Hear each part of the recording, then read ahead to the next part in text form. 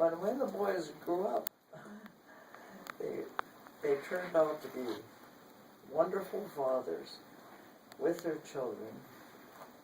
They went into their own work. Bob was always the athlete. He always wanted to be a coach, and that's exactly what he was for many years. He still is to a certain extent.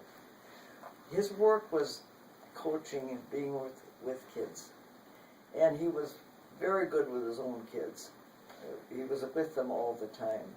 Bill surprised me, really surprised me. I never knew that he had so much music with him until the last years when they started that little band.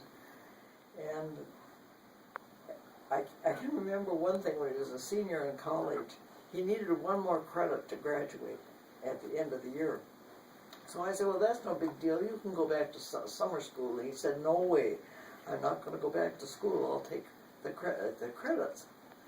So the one credit he took was violin. Did you ever know that your dad took violin? Mm-mm. I said, violin, that is the most difficult instrument in the world that I know of to play. But at any rate, I never realized that he had so much music in him until he started. And he was just doing it. That was his hobby. That was his fun thing, was to be with his music. And they had a good time in town.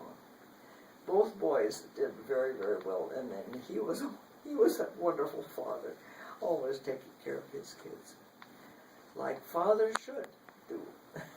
I guess I never think too much about it, because to me that is what parents should do. And I can remember my daughter saying to me when I said to her one day, you know, you're not doing a thing, when she was raising her boys by herself. I said, you're just doing everything for your children, you're doing nothing for yourself. And she looked at me and said, Mother, who taught us to do that? And that's because that's what we did with our kids.